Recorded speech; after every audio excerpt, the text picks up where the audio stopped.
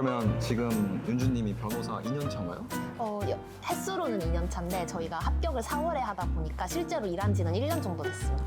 아, 2년 되셨구나. 네. 아, 실제로 일한 지 1년? 네. 와, 그러면 지금 변호사가 된 지 얼마 안 되셨는데 네. 또 어떠신지, 또 기대한 것과 뭐가 다른 게 아. 있을까요? 너무 좋다? 너무 좋지. 너무 좋다. 일단 로스쿨에서 법 과목을 많이 배우다 보니까 좀 막 전혀 생각지도 못한 일을 한다거나 그러지는 좀 않는 것 같고요. 특히 송무 같은 경우는 저희가 드라마로도 많이 접하기도 하고 막 굿파트너 이런 거 있잖아요. 저희가 송무랑 자문 이렇게 크게 두 가지가 있어요, 변호사 일이. 그래서 자문은 쉽게 말하면 기업에서 들어오는 질문이나 문제점 같은 거를 그때그때 해결해주는 과정이라고 보시면 되고, 송무는 다 법정 가서 변론하고 사람들 뭐 소장 써주고 그런 게 이제 송무라고 보시면 되는데, 저는 송무랑 자문 일을 둘 다 반반씩 하고 있고요. 그 중에서 송무는 좀 로스쿨에서 배웠던 거랑 되게 비슷하고 크게 다른 점이 없어요. 물론 전혀 생각지도 못했던 법을 다뤄야 된다거나, 로스쿨에서는 저작권법 이런 법은 전혀 안 배우는데 갑자기 이제 송무에서 저작권법을 다뤄야 된다거나 이런 점은 조금 다른 것 같은데, 그 외에 뭐 소장을 쓴다거나 아니면 뭐 소장이 왔으니까 거기에 대해서 답변서를 내야 된다거나 이런 거는 로스쿨에서 어느 정도는 그래도 좀 친숙한 부분이어서 크게 생각지 못한 건 아닌 것 같고요. 오히려 자문 업무 같은 경우에는 변호사가 아닌 사람들은 잘 모르기도 하는데 기업의 법적 질문들을 해석해주는 과정, 해결해주는 과정이라고 보시면 되는데, 그 업무는 좀 로스쿨에서 배우는 거랑은 그때그때 질문을 하고 그걸 답변하는 형식이고, 사용하는 법도 너무 다양하다 보니까 조금 배우는 거랑 다른 점이 있는 것 같습니다.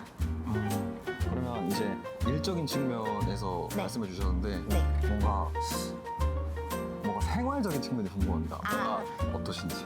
일이 많을 거라고는 예상했는데 정말 많고요. 와. 근데 이건 진짜 회사 바이 회사인 것 같고 업무 방식마다도 다 다른 것 같은데, 똑같이 변호사인데 칼퇴를 제때제때 해주는 친구들도 있고, 저희 회사 같은 경우에는 조금 그래도 야근이 많은 편이어서 보시는 거 아니에요?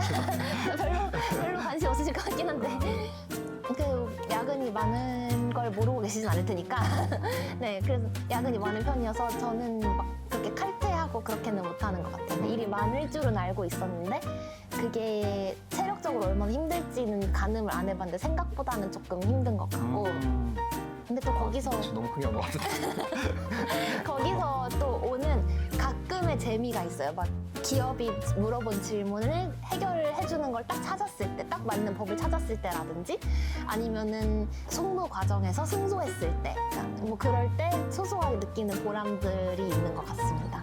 그래서 생각보다는 힘들지만 또 생각보다는 보람 있는 순간이 많다, 이런 느낌이에요. 그러면 일이 좀 많다고 하셨는데 네. 워라벨은 요즘 어떤 것 같아요? 괜찮아요? 워라벨은 안 괜찮은데. 근데 변호사들이 대부분 그런 것 같고, 또 저보다 훨씬 바쁜 친구들도 많아서 막 제가 감히 바쁘다고 말해도 되는지는 잘 모르겠어요. 직업 특성상 좀 바쁜 사람이 많은 것 같아요. 그러면 막 평일에는 거의 일만 하시고 주말에는 좀 쉬는 편인가요? 네, 저는 평일에는 거의 다른 일은 거의 못하고 그냥 회사 집 하고 운동 정도만 하고 있고, 주말에 몰아서 친구들 만나고 그렇게 생활하고 있습니다. 이거 좀 별개인데 네, 연세대 출신이셨잖아요. 그렇죠. 이거 뭔가 도움이 됐던 게 있을까요? 근데 생활하면서. 막 도움이 된 적은 크게 없는데, 그러니까 물론 뭐 연세대 출신이라는 점 자체를 좋게 보는 사람들이 있다 정도만 도움이 됐던 것 같고, 그 업계에 계신 선배님들이 연세대 출신이라고 하면 좀 반가워 해주는 건 있는 것 같아요. 그래서 취업을 시켜주시거나 그렇게까지는 도움을 받아본 적은 아직 없지만, 그래도 어쨌든 밥 한 번 사주시고 한 번 더 신경 써주시고 잘 지내고 있는지 확인하시고, 그러니까 그런 측면에서는 연세대에 나온 게 좀 좋은 것 같습니다. 네. 좀 예민한 질문일 수도 있는데 변호사가 되셨는데 그 초봉이라고 해야 되나요? 네. 변호사분들도 또 네. 어떻게 만족하시는지, 아니면 저는 그냥 만족하면서 다니고 있고, 너무 일률적으로 말씀드리기는 어렵지만 어쨌든 그냥 일반 대졸 채용보다는 조금 평균 연봉이 높다고 말씀드려도 되지 않을까 싶습니다. 네. 돌아보면 네. 이건 진짜 해두길 잘했다 이런 게 있을까요? 해두길 잘했다? 네. 제가 17학번인데 지금 네. 2호학번 분들이 학교에 계시잖아요. 네. 그래서 조금 뭔가 그때랑 사회적으로도 많이 달라지고 취업이랑 이런 것도 너무 많이 달라져서 말씀드리기가 조금 조심스럽긴 하지만 저는 일단 학점 미리 잘 받아놔서 나중에 좀 로스쿨 가고 싶다라고 생각했을 때 그게 발목을 잡지는 않은 점이 해두길 잘했던 것 같고 그 외에 소소하게는 영어 성적을 미리 따놔서 로스쿨 준비할 때 새로 영어 공부하느라 고생하지 않은 점이 잘한 것 같고요.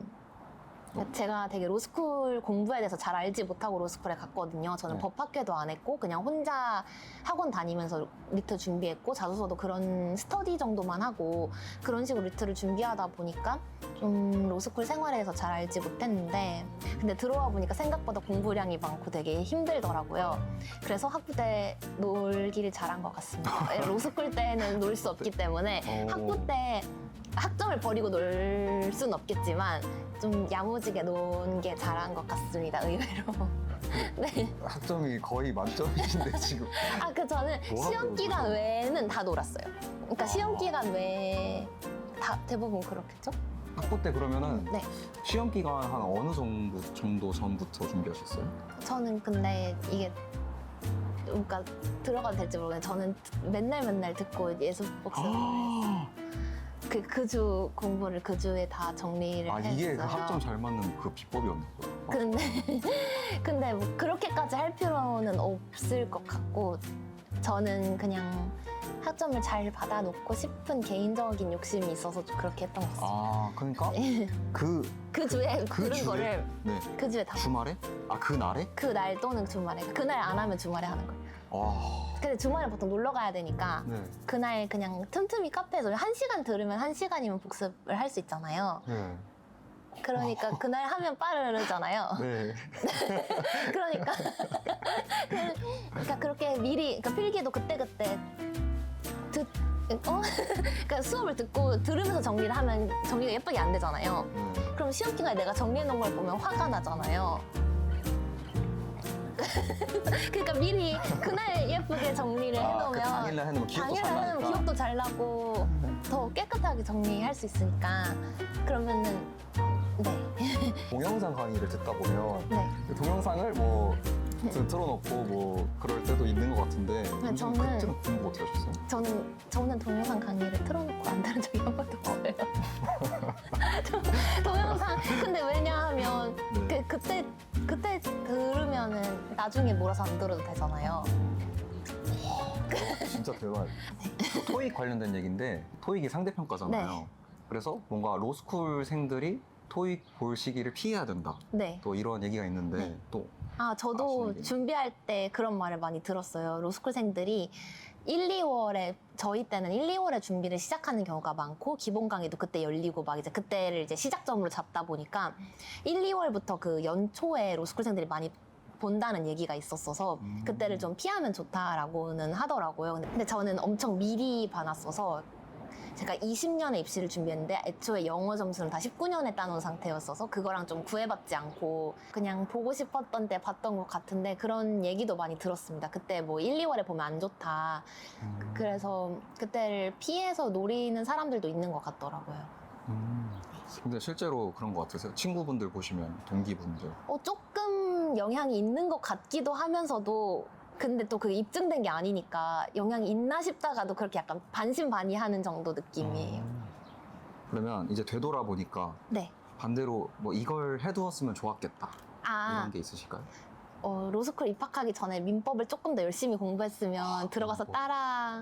따라가는데 조금 덜 어렵지 않았을까. 민법이 그 필수 과목 중에 하나인데 네, 민법 양이 많나 봐요. 양이 제일 많은 필수 과목인 것 같고 그리고 보통 들어가기 전에 민법 선행을 가장 먼저 시작해요. 민법이랑 형법을 보고 오시는 분들이 많은데 보통 민법은 꼭 보고 오시는데 민법 공부를 저는 법학 공부를 처음 해보다 보니까 어떤 식으로 접근해야 될지 잘 몰라서 좀 헤매면서 공부를 했던 것 같아요. 근데 돌아가면 조금 더 체계적으로 공부를 했으면 들어가서 따라가는 게 좀 더 쉽지 않았을까 하는 생각이 듭니다.